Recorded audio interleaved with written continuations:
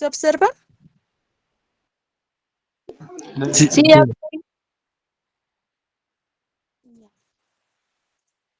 Entonces vamos con el tema.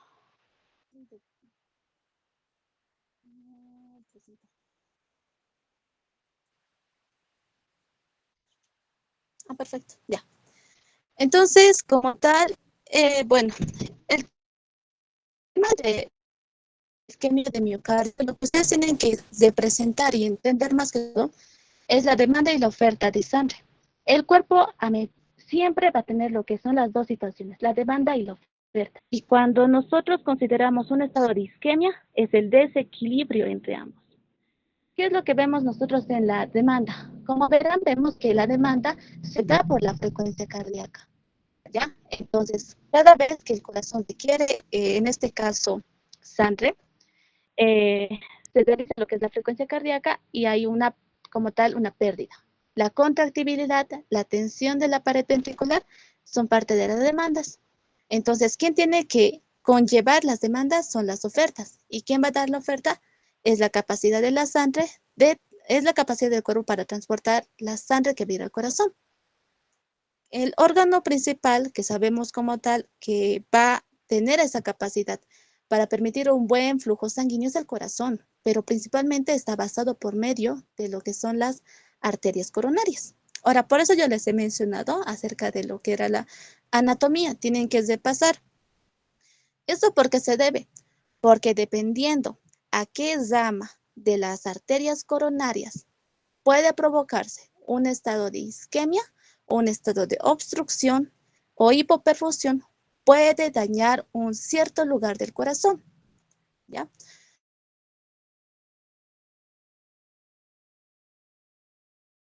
Entonces vemos que nosotros denominamos como una isquemia de miocardio. El corazón siempre va a depender de la cantidad de sangre que va a llegar al corazón. Entonces, si la sangre no llega al corazón de manera adecuada, este puede llegar a necrosarse, puede llegar a perder el oxígeno que requiere. Porque recordemos que al final de cuentas lleva la sangre, el oxígeno, lleva nutrientes. Y al ver un bloqueo de esto, puede permitir el paso de una necrosis en un lugar específico dependiendo al área del vaso en el caso que estés llegando. Ahora, en este caso, por ejemplo, como les mencionaba, siempre tienen que recordarse acerca de este tema, el desequilibrio que produce entre la demanda y la oferta de sangre oxigenada y micronutrientes, ¿ya? Los pacientes acá. El flujo sanguíneo.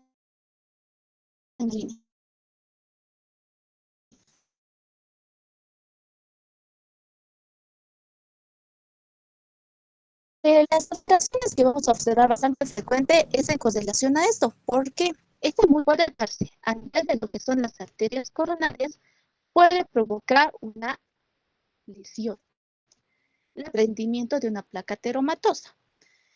Pero cuando esta placa ateromatosa está totalmente obstruida, porque hay dos tipos de obstrucción, se van a dar cuenta, hay una obstrucción parcial y una obstrucción total. Y en el caso de la trombosis, es más una obstrucción total. Cuando esta obstrucción total llega a desprenderse del vaso sanguíneo, puede formar como tal un émbolo. Y los espasmos que va a provocar estados excesivos de alteración a nivel de los vasos sanguíneos, donde van a observar ustedes lo que es las diferencias de angina y se van a dar cuenta por qué es importante. Lesiones como arteritis, inflamación de la arteria y embolia de disección espontánea. Ya vamos a ver. Acá vemos en qué está basado una aterosclerosis.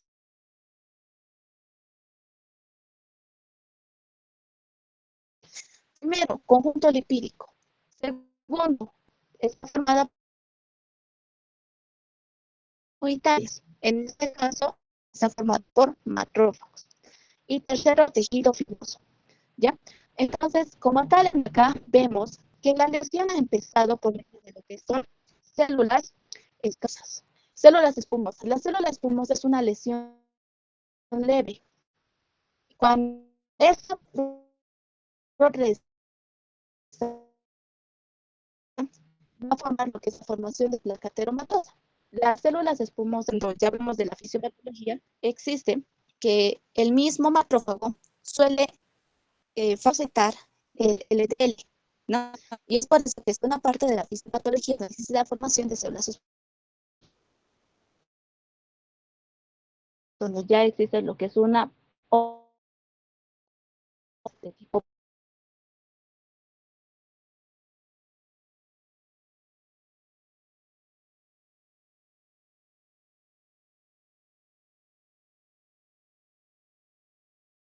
patología de esa alteración.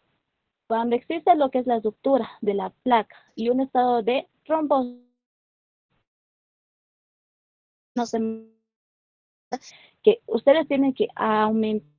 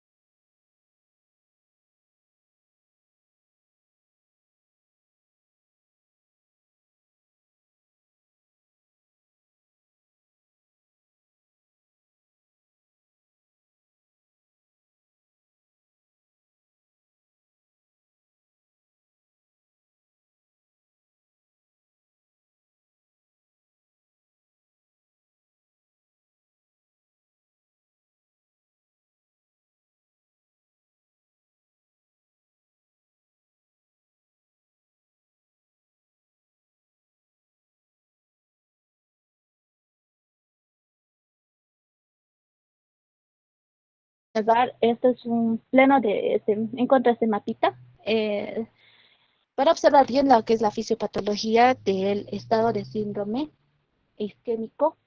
En acá, por ejemplo, ahí está, no se puede rondar. Ya, entonces nos da algunas generalidades, lo que me interesa más de este cuadro. Por ejemplo, cuando vemos en acá, es importante saber qué parte del... Cuando observamos que es parte, en aquí sí o sí influye lo que son los vasos sanguíneos, como ya se darán cuenta. Pero la alteración que puede provocar un estado de isquemia, sí o sí se correlaciona con la pérdida de la elasticidad del vaso sanguíneo, los depósitos de lípidos y por ende procesos obstructivos. En las arterias, la implicación de que va a estar alterada las tres capas. Como sabrán, tenemos la que son las tres capas por medio de la histología: capa externa, capa media y capa interna o capa íntima.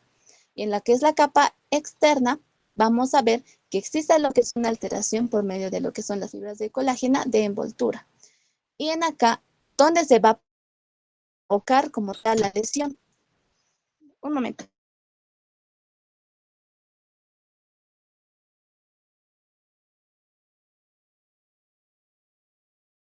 Ya, continuando. Entonces, cuando existe lo que es la alteración, en este caso de la aterosclerosis, generalmente se da entre las dos capas, que es tanto la capa interna como en la capa media. De esa unión se da generalmente la lesión. Y en acá es importante tomar en cuenta lo que ya he mencionado, las etapas. Esto ustedes lo van a ver de detalle, porque nadie lo menciona de manera súper detallada. Cómo es que se forman, lo que son las células espumosas, de placa fibrosa, ¿ya? A ver, ¿qué más? Ahí igual es importantísimo que tomen en cuenta que va a haber lo que es una alteración a nivel de lo que es la vasoconstricción.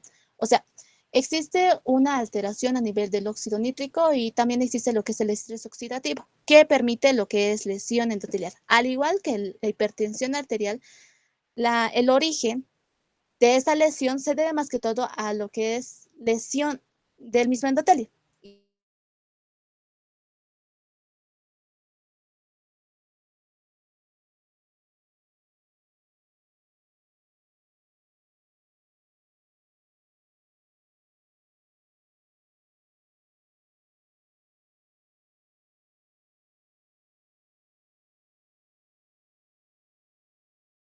Ya, a ver, acá veo un mapa igual. Esto es bastante básico, ¿ya? Primero, ¿qué ocurre? La disfunción endotelial. La disfunción del endotelio va a provocar que se forme lo que es una primera lesión para provocar lo que es una placa ateromatosa. Entonces, primero se hace la adhesión, como es una lesión, se van a dar cuenta que ahí implica un proceso de tipo inflamatorio. Entonces, la misma inflamación llama a células inmunitarias, lo que provoca primeramente la adhesión de células polimorfonucleares. Pero cuando esta aún no se aísla, entonces va a añadir lo que son incluso macrófagos. Después tenemos que tener en cuenta que va a dar paso a lo que es una adhesión plaquetaria, pero esta plaquetaria ya es más para una trombosis. Y la alteración a nivel de la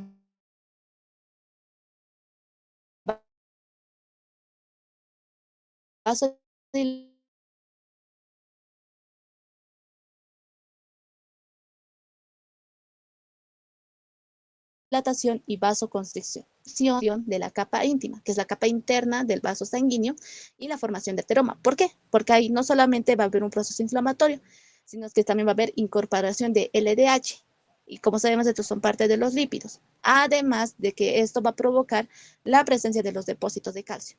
Y debido a esto va a haber lo que es una oclusión a nivel de la luz arterial, lo que va a provocar un mal paso de flujo sanguíneo. Aquí está. Este es otro resumen que igual he encontrado. En acá podemos observar que es importante saber acerca del estado del endotelio. ¿Por qué? El endotelio, como sabrán, no solamente permite el paso del flujo sanguíneo, sino que tiene también propiedades antiinflamatorias, antitrombóticas. Entonces, si ese equilibrio se rompe, vamos a tener como tal las patologías más frecuentes. Entonces, en este caso, se rompe el estado antiinflamatorio, antitrombótico y empieza como tal la patogenia. Entonces, aquí ya está implicado, como se darán cuenta, debido a diversos factores. Incluso esto puede ser secundario a una hipertensión arterial, porque recordemos que la hipertensión arterial puede provocar lesión. Entonces, una vez que exista un factor de riesgo cualquiera me provoque que exista una lesión del endotelio, va a haber primeramente la disfunción endotelial. Esta disfunción, primeramente, ya sabemos, va a empezar con un proceso inflamatorio provocando la adhesión y migración de las células inflamatorias. Posterior a eso, va a haber la activación de macrófagos y la formación de células espumosas, que ya sabemos que es con la absorción de la LDH. Ahora, aquí va a haber las estrías grasas. Estas estrías grasas son reversibles. En imágenes se nota bastante bonito esta parte. Después vamos a tener la adhesión plaquetaria. Posterior a eso vamos a tener la liberación de plaquetas, macrófagos, y esto va a formar aún más el proceso de posible pretrombosis. Además que va a haber lo que es una producción de matriz extracelular, porque ahí ustedes tienen que añadirlo, tejido fibroso, matriz extracelular, aumentan linfocitos y se complica. Peor acumulación de lípidos.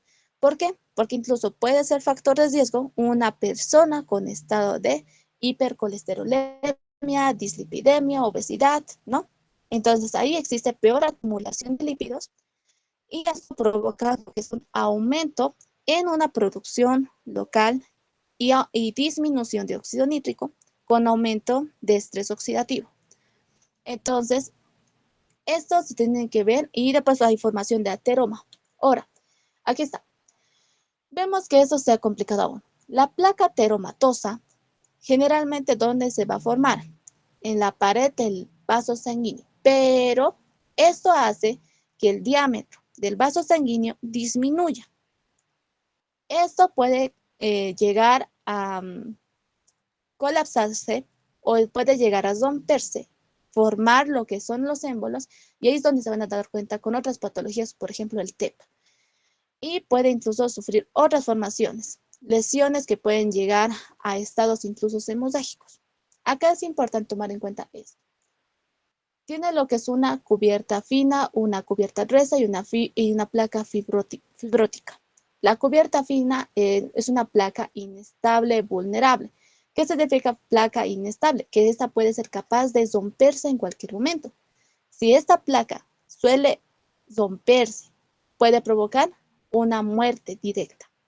Pero si en el caso tenemos una placa gruesa, la placa gruesa, porque esto es en diferentes situaciones.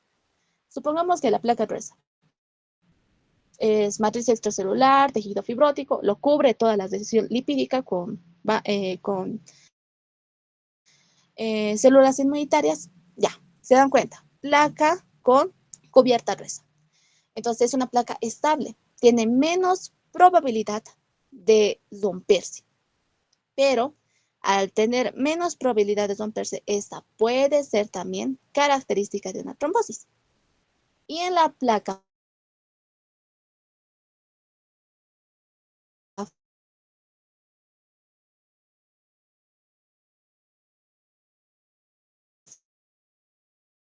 fibrótica, y estas son las consecuencias debido a estas placas. Esto es importante, debe estar, creo que está detallado bastante en su libro acerca de eso de las cubiertas, porque así ustedes también se han dado cuenta de los tipos de anginas. Ahora, aquí está lo que son los estadios ateroscleróticos. Como ya se darán cuenta, dependiendo de la cantidad de colesterol, el grosor del vaso sanguíneo, este puede variar incluso el estadio de la aterosclerosis. Entonces, supongamos que, como en este caso,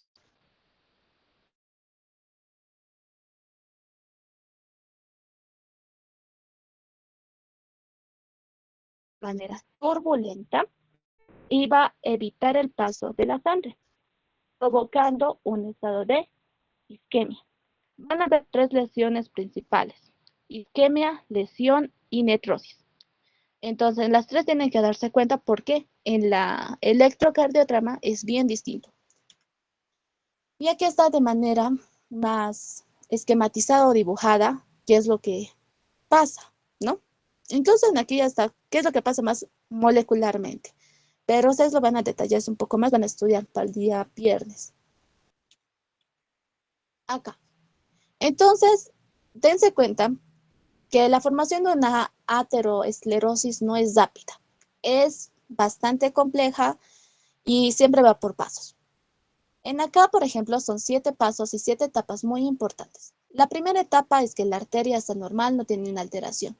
La segunda es un infiltrado de monocitos, linfocitos y lipito. En la tercera etapa tenemos ya la formación de placa fibrorasa. Los macrófagos se convierten, los monocitos se convierten en macrófago porque recordemos que igual son células del endotelio. En el endotelio fibro va a haber la formación de la placa fibrorasa, donde es similar, pero en este caso, aquí me falta un detalle. Se diferencia por un detalle importante. Te debo pasar. Acá, vamos a la 5. Este me falta detallar ahorita. La 5. Se hace mucho más delgada la capa y se expone el contenido lipídico, factor tisular y se forma el trombo.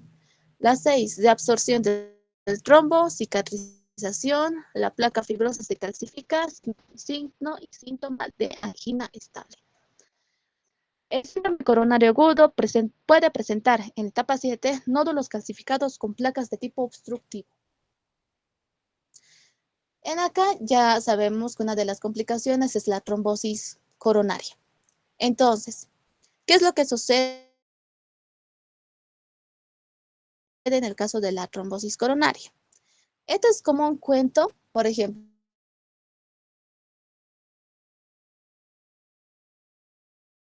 miren, y en este caso en el endotelio. Entonces, esta placa no siempre va a causar un bloqueo. Recordemos, tiene tres estructuras, tiene tres componentes: estructura formada por núcleo y generalmente es rodeada por una membrana o cubierta por un tejido fibroso. Siempre recuérdense eso. Entonces, también podemos adherir a esa situación de la trombosis el proceso inflamatorio que hemos mencionado, células inmunitarias, ¿ya? Pero ¿qué hemos dicho que adherimos a cuando para hacer una trombosis? Plaquetas, fácil, plaquetas. Dependiendo a la cubierta que tenga la placa, puede esta romperse o puede que no. Entonces, en este caso, ¿qué hemos dicho? Esta sí presenta, para que sea una trombosis coronaria, una placa ateromatosa con una cubierta gruesa se puede convertir en una trombosis, pero con una cubierta delgada puede llegar a matar a la gente por medio de una alteración cardíaca. Entonces, esa es la situación. Para una trombosis es importante saber y reconocer que existe lo que es una ruptura, o en este caso, de la lesión ateromatosa. Existe adherencia de placas, porque las placas a su vez van a formar un proceso de tapón, porque ya se recordarán, por ejemplo, de una herida, que es cicatriz, es similar, ¿no? Existe lo que es el tapón plaquetario y coagulación. ¿Ya?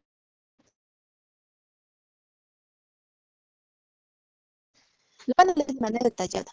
Para su examen del día viernes, se habla con su doctor, ¿ya? Ahora, los espasmos coronarios. Y ahí es lo que hemos dicho. Existe una alteración bastante frecuente entre dos situaciones, la vasoconstricción, la vasodilatación.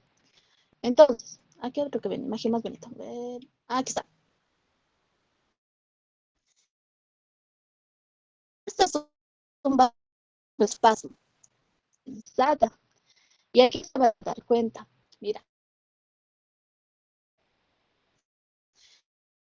vasoconstricción intensa paroxística en arteria coronaria. ¿Y qué característica es? La angina existe una alteración tanto en el óxido nítrico como en la endotelina, provocando un estado más de vasoconstricción, pero esta es en el de la angina de Prinzmetal, provocando vasoespasmo. ¿Qué es la disfunción mitrovascular?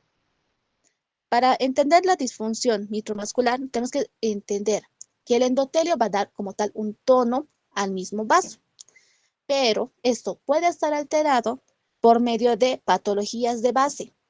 Persona con hipertensión, persona con diabetes, con hipercolesterolemia, ¿ya? Entonces, esta va a reducir la capacidad del endotelio para generar óxido nítrico y va a limitar la vasodilatación. Por ende, va a haber más vasoconstricción. Y esto es más que todo, como nos dicen en el de Prinzmetal. Múltiples consecuencias para una isquemia miocárdica. Son múltiples. Recordemos que lo principal es recordar el flujo coronario disminuido, el flujo coronario alterado. Porque esto, al haber esto, puede provocar una disminución de la oxigenación a nivel del tejido, en este caso tejido cardíaco. Entonces, obviamente, al no haber oxigenación, el mismo tejido va a tener que recurrir a otro tipo de oxigenación, que sea una oxigenación anaeróbica por medio del ácido láctico, y esto puede provocar otras alteraciones. Por ejemplo, aquí dice aumento de potasio, que como ya recordarán, es muy importante de conocer cuáles son sus alteraciones de potasio por medio del aumento o disminución que se correlaciona. Otro, liberación de sustancias de como la adenosina, nitrosis celular y episodios repetitivos de isquemia. Ya.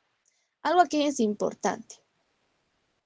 Las disfunciones mitrovasculares provocadas, porque esto igual tienen que saber, ese término, comorbilidad. ¿Qué es comorbilidad? Es una enfermedad ya de base. Y eso casi van a observar cuando digan comorbilidad, eso ya se van a dar cuenta. Entonces, la disfunción mitrovascular va a ser provocado por comorbilidades, enfermedades de base que pueden llegar a complicar una angina, una isquemia, una lesión y una necrosis cardíaca.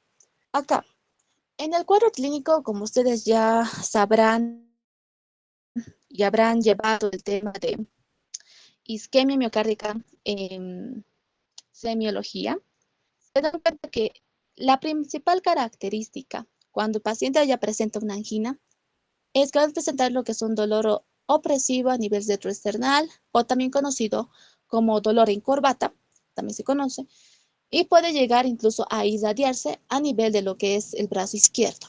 Y no solo al brazo, sino también al cuello, a nivel de la espalda y a nivel de la mandíbula. Entonces, eso es importante. Acá, por ejemplo, la imagen que les estoy mostrando son 6 señales de angina. Ya hemos hablado al principal, que es el dolor opresivo. Pero también puede presentar dificultad para respirar, sensación de debilidad, puede presentar sin tocar lo que es como tal el dolor. Ahora, esto igual es importante que no toma muy en cuenta el tiempo. En su libro de semiología se caracteriza incluso lo que es el dolor de angina estable, inestable, Prince-Meta, según el tiempo. ¿Ya? Y eso me olvidaba detallar. Pero como tal en este caso, el tratamiento generalmente son los nitratos. ¿Ya? Ahora, aquí está lo que es la clasificación que hemos mencionado. La angina estable, también conocida durante el ejercicio, o sea, es durante trabajos fuertes. La persona puede presentarla cuando hay trabajos fuertes, pero en la estable, generalmente tiene una capa gruesa, ¿ya? Se activa durante el ejercicio, el esfuerzo, se alivia durante el reposo y son personas generalmente con sobrepeso, ¿ya? Ahora, en el caso, y también tenemos el tratamiento con nitratos. En la angina inestable, es importante saber que en la inestable, generalmente que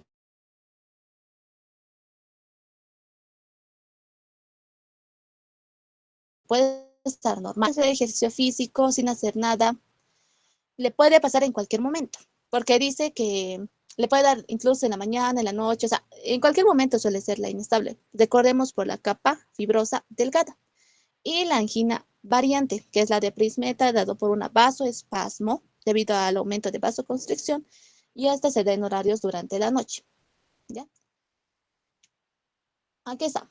Este es otro tipo de clasificación que, como aquí observamos, la angina estable es la más común. Generalmente provoca una estenosis mayor al 70%, bloqueada por una placa. En este caso, recordemos que puede activarse durante el ejercicio y puede ya no tener el dolor durante el reposo, o sea, ceder durante el reposo. ¿Ya? ¿Cuáles son las principales causas?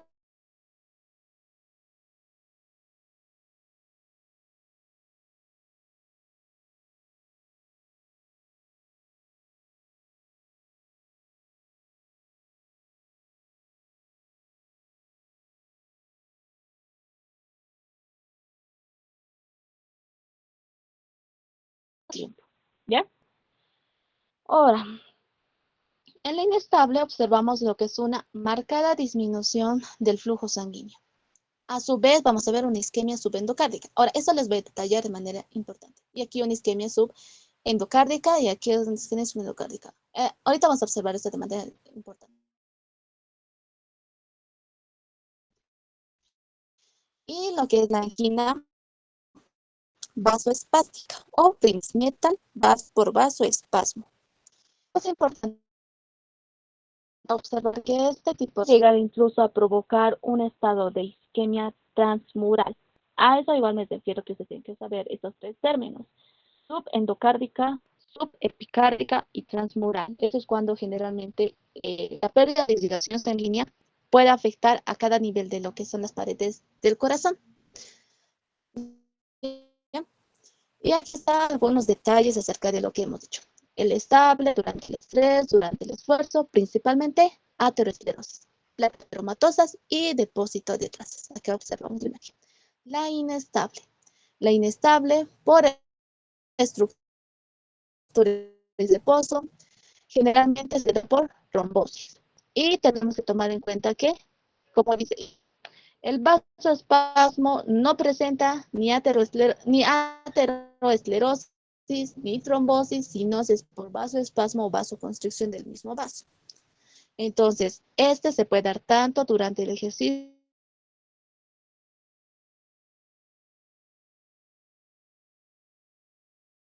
durante el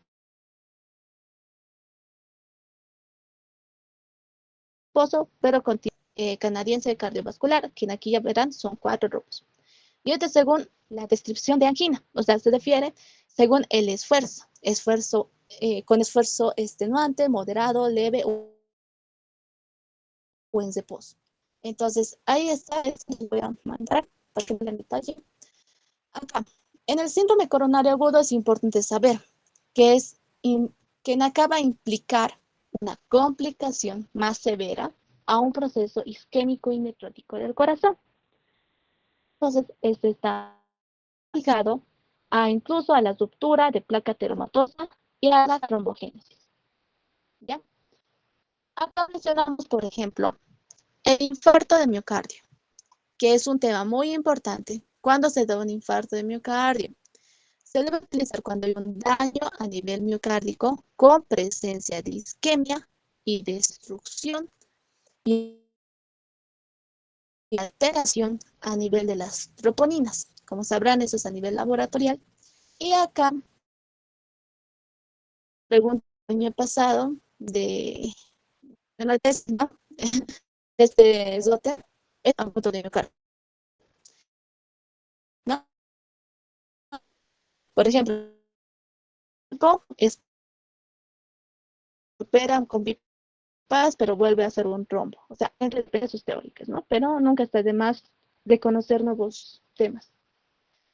Y esto es lo mismo lo que hemos mencionado. Los tipos de infarto agudo de miocardio, según tipo 1 al tipo 5. Es lo mismo, ¿ya?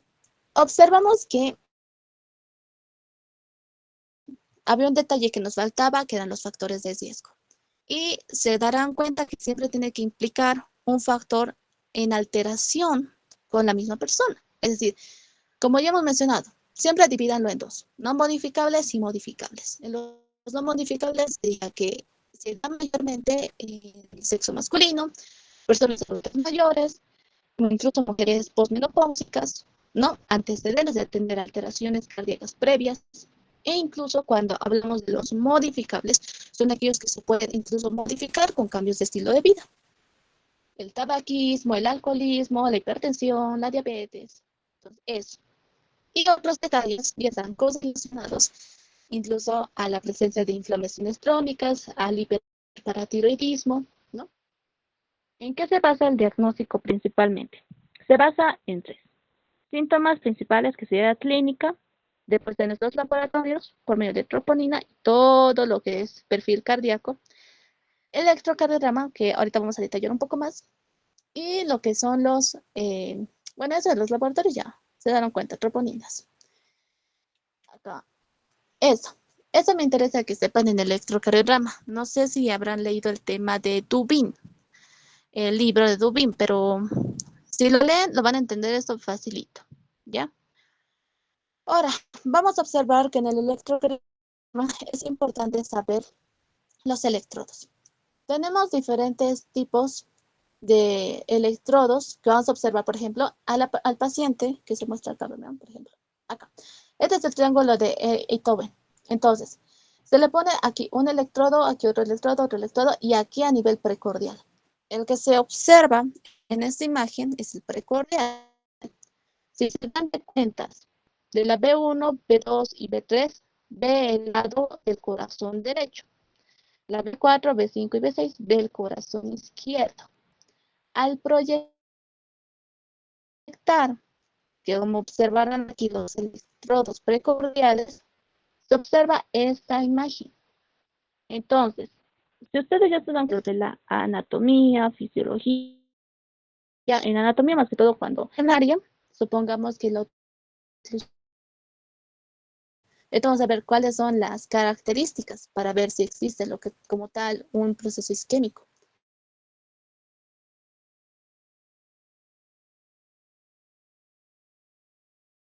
Versiones sí. Estas, por ejemplo, de la B1 a la B6, se observa todo esto, que son partes del corazón, septal, anterior y lateral. Pero estos son otros tipos de derivaciones, las derivaciones unipolares y las dipolares. Acá, por ejemplo, tenemos lo que es la derivación ABR, acá, ABL y ABF. Aquí tenemos la D1, D2 y D3. Y en acá, o como observarán, esto es lo básico del electrocardiograma, es ver la onda P, Q, R, S, T. ¿Ya? Vamos a ver qué es lo que sucede. Acá es lo que hemos visto. Cuando ustedes correlacionen lo que es en el electrocardiograma, les van a acordar siempre, de lo que es la ABR, ABL y ABF. ¿Cómo? Primeramente, tienen que recordarse que esta va a ser la ABR, ABR, ABL, ABF. Entonces, algunos, a lo que he visto que usan un memotécnico conocido como FLOR, ¿no? Así sería. FLR, LRF. Ahora, la unión de la ABL con la ABR es la derivación 1. La unión entre la ABR y la ABF, que generalmente siempre se pone en la pierna izquierda, es la derivación 2. Y la unión de la ABF con la ABL es la derivación 3. Desde aquí ya te da pistas para esto. Mira, ABR, ABL, ABF. Derivación 1, derivación 2 y derivación 3. Acá. Entonces, en acá igual es importante lo que son los trados. Y eso les voy a explicar, prefiero explicarles de a viernes de manera presencial para que entiendan de manera más clara acerca de cómo sacar incluso el eje sin necesidad de marcar, porque a ustedes les he enseñado, si no me equivoco, así más o menos, ¿no? O sea, vemos primeramente la onda difásica, por ejemplo. Digamos que la onda difásica, a ver acá. Supongamos que la onda difásica en este caso, aquí estaría la derivación 3. Yo veo la onda difásica, la derivación 3, docente, ¿no? A mí, por ejemplo, me han hecho medir y después de eso tenía que observar acá y después tenía que ver en correlación.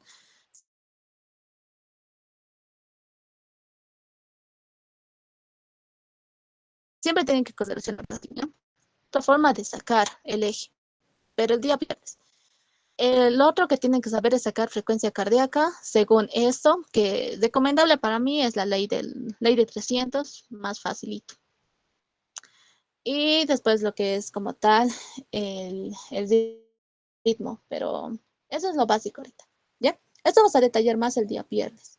Pero lo que estoy tranquila en que aprendan ustedes son las localizaciones de las áreas precordiales, en donde se encuentra lado, o sea, región inferior, anterior del corazón, posterior del corazón, región septal, o sea, en total que sepan eso se van a ver.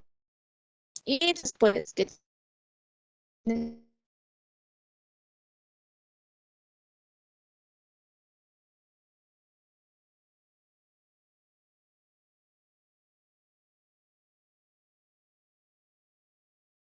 son las derivaciones. Entonces, eso por lo menos básico, ¿ya? Ahora, aquí me interesa. Como ya sabrán, lo que quiero describirles más que todo es qué pasa en una cardiopatía isquémica. Porque recordemos que vamos a recordar tres cosas. Isquemia, lesión y necrosis. Y eso generalmente es pregunta de parcial, porque es el extra. Cuando hablamos de una isquemia, siempre se van a relacionar que la alteración es en la onda T. La lesión es en la onda, bueno, no, en el segmento ST. Y la necrosis es la formación de la Q patológica. Aquí, como observarán, tenemos isquemia, onda T, lesión ST, necrosis, onda Q patológica. Ahora vamos a ver los criterios para cada uno. Como observarán, miren las flechas. Y ahorita les voy a explicar por qué. Dependiendo a la necrosis, a la falta de irrigación, aquí va a estar alterado. Estas son las capas del corazón. Por ejemplo, cuando existe una isquemia y una lesión, se divide en dos, que sería una lesión endocárdica o lesión subendocárdica y lesión subpericárdica, con otro término que también se usa. Por ejemplo, aquí está más facilito. Isquemia, subendocárdica, subepicárdica.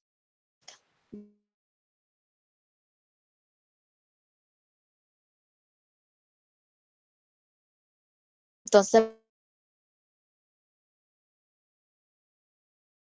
vemos que puede provocarme una onda T positiva, también conocida como onda T puntiaguda, que sería en este caso, a ver, una imagen así, no, este es subepicárdico. Ver acá, mira.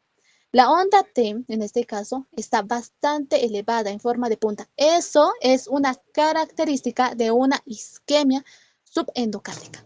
Pero, ¿qué pasa si la isquemia empieza de afuera? Si la isquemia es subepicárdica. Si la isquemia es subepicárdica, la onda T va a ser negativa, que como observamos acá, esa ya es subepicárdica. Y en la lesión, en nuestro segmento ST, entonces ustedes se van a dar cuenta acá, dos tipos de lesiones. Igual tiene lesión en segmento ST, pero la subendocárdica, que es la de adentro, presenta un infradesnivel ST. ¿Qué es un infradesnivel? Acá, mira, se observa bien bonito. Este es un infradesnivel del ST. Pero, ¿qué pasa si es subepicárdica? Por fuera.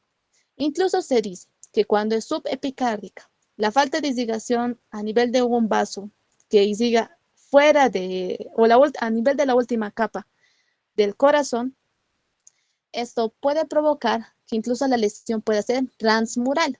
Y ese es un término que les he mencionado, transmural, que es cuando afecta todo el, en este caso, todas las capas del corazón.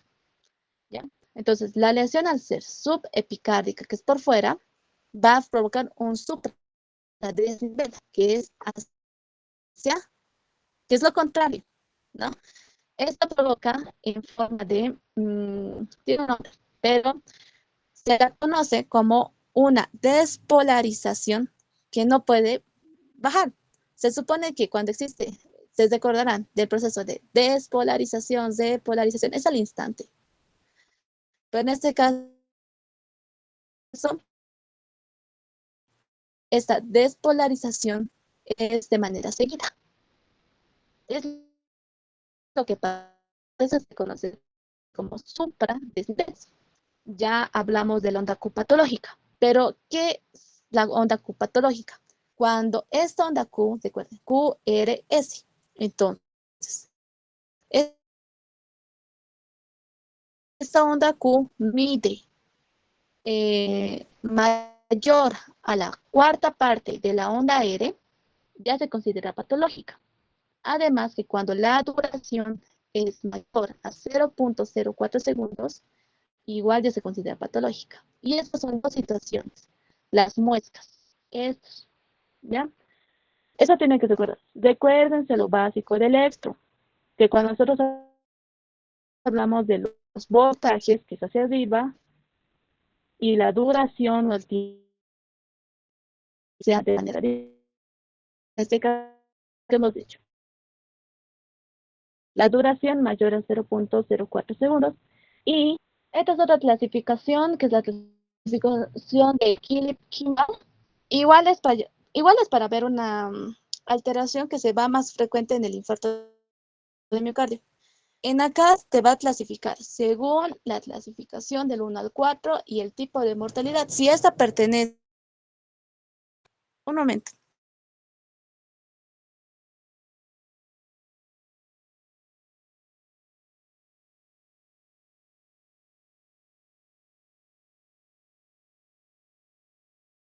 Ok, seguimos. En la clasificación de Philip-Kimball está más relacionado con lo que es el infarto agudo de miocardio. Entonces, supongamos, clasificación 1, sin falla cardíaca. Clasificación 2, con falla cardíaca. 3, edema pulmonar. Y 4, shock cardiogénico, que como ya saben, es bien característico. Ahora, en esta, por ejemplo, es una tablita que nos han mostrado en la teórica. Esta igual la he puesto porque es, no sé, no he podido encontrar esta tablita en el internet. Pero no serían las diapositivas, ¿ya? Entonces, eso sería, sí, eso sería. No sé si tienen alguna duda o algo, pero esas serían las diapositivas. Intenté apurarme todo lo posible.